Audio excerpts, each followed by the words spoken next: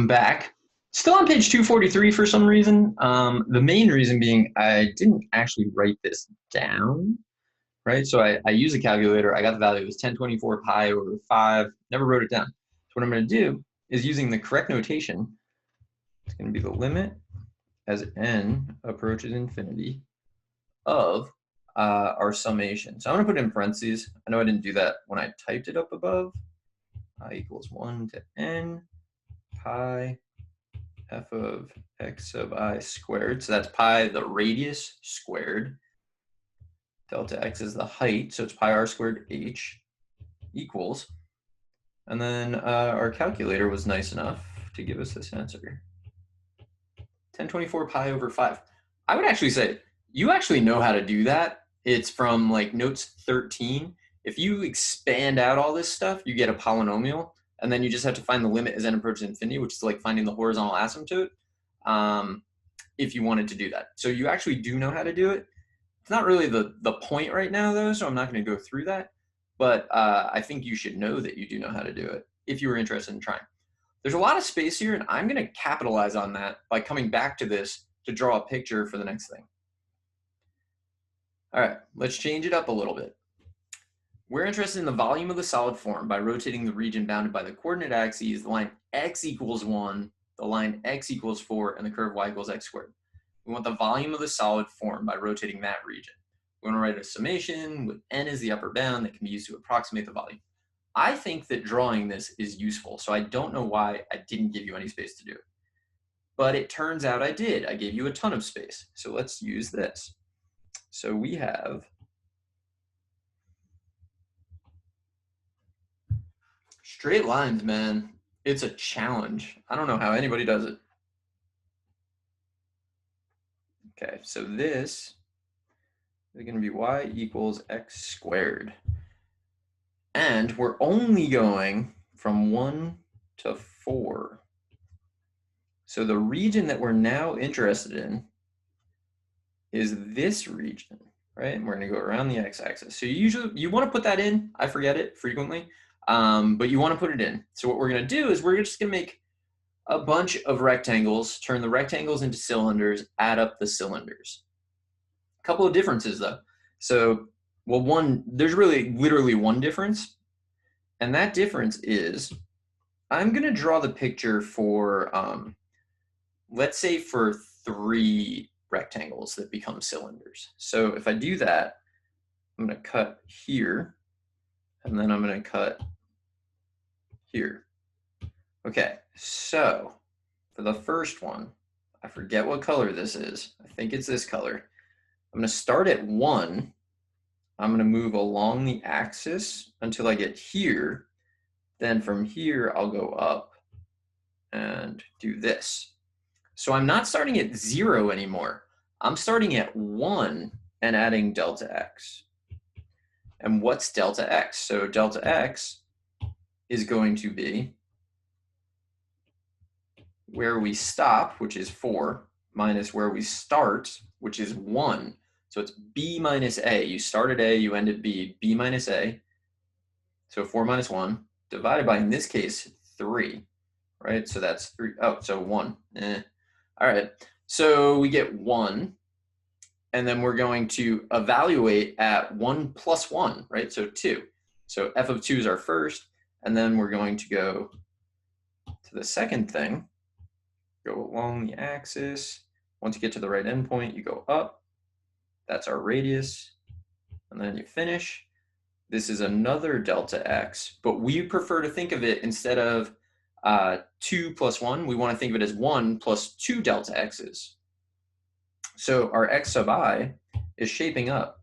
Our x sub I, it looks like, is going to be 1 plus I times delta x. It's always just a plus I times delta x. You're going to use that hundreds of times. So the sooner you remember that, the better. But like conceptually, it's not that bad, right? We're starting here, like that's like the left-hand wall, and we only want to use the right hand as our heights or our radii or our whatevers. So we always start here, add delta x once. That's the first one, do your thing.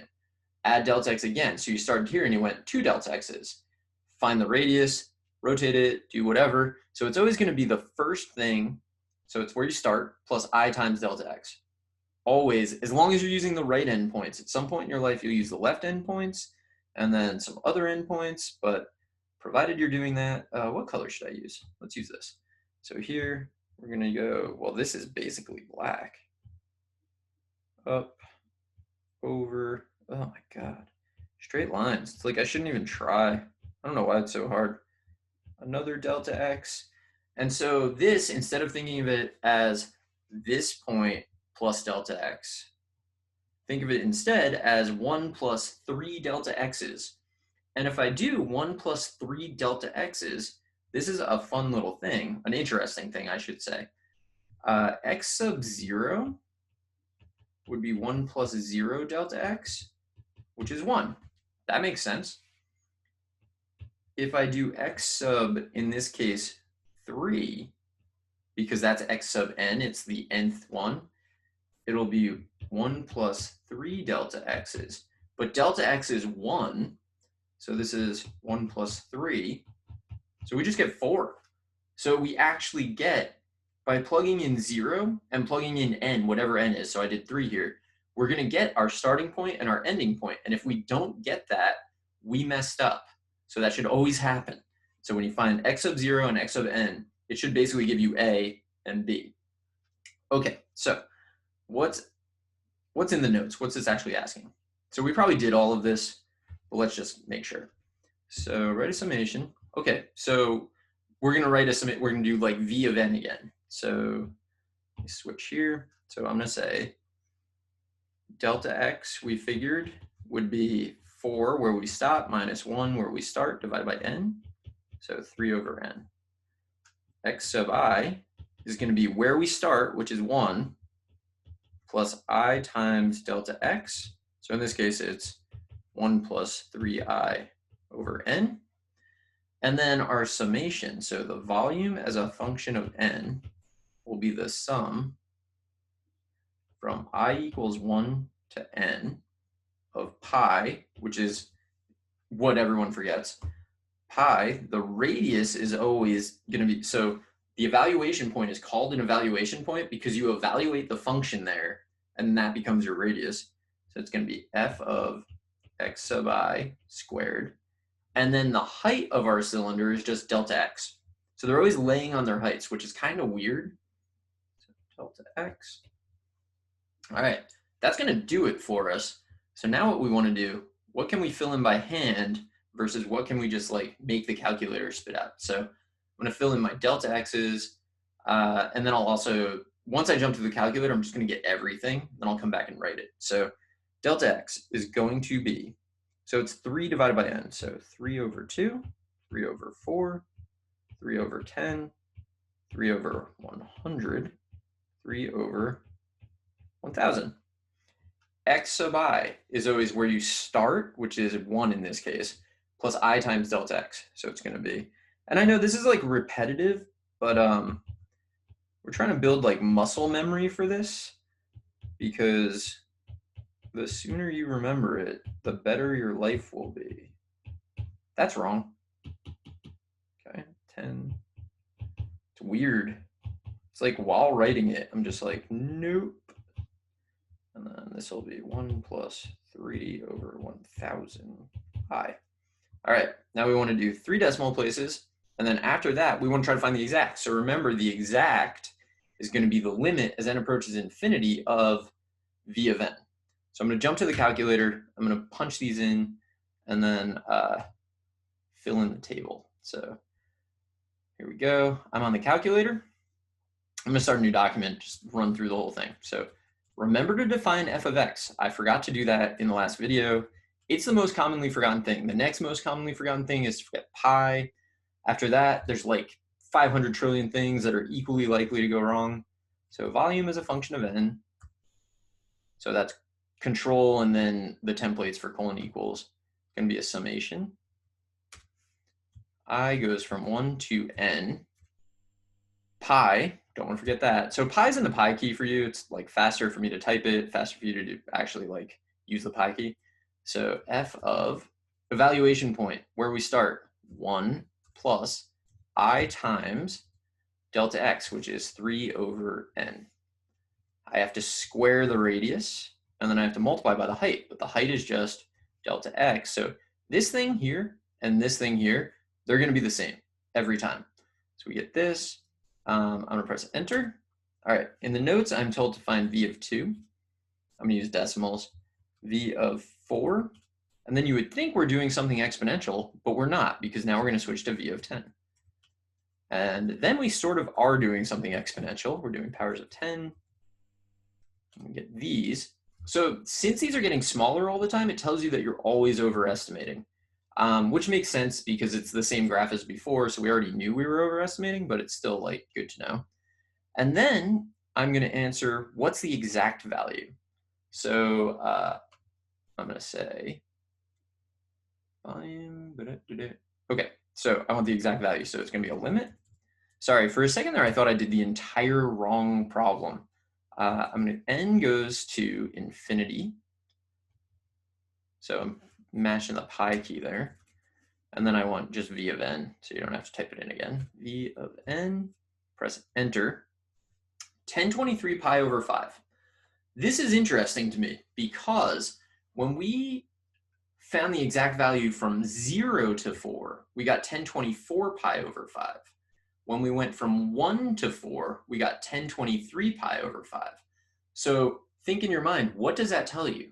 0 to 4 was 1024 pi over 5. 1 to 4 is 1023 pi over 5. The difference? Pi over 5. That means that the volume from 0 to 1 of this thing being rotated must just be pi over 5. And this is a property that you can use with these things. Like they're summative. Like you can find from 0 to 2 and then 2 to 4 and add those, and it's the same as going from 0 to 4. It better be, right? Like that makes sense. So let me go back. Let me set up my calculator so when I do it, I can just see the answers.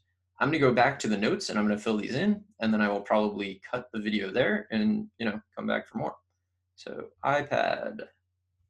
Dropped my iPad the other day. That was fun. Walking through the kitchen. I don't have a case on my iPad.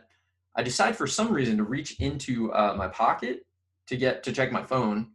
And as I take my phone out, I bump the iPad that's in my hand. Then I try to grab it. While I'm trying to grab it, I knock it into the countertop, which is quartz, so that's not great. Hits that. I try to grab it from there, but I have a phone in my hand. Try to grab it, and instead I just basically like karate chop it into the ground. The ground, hard tiles.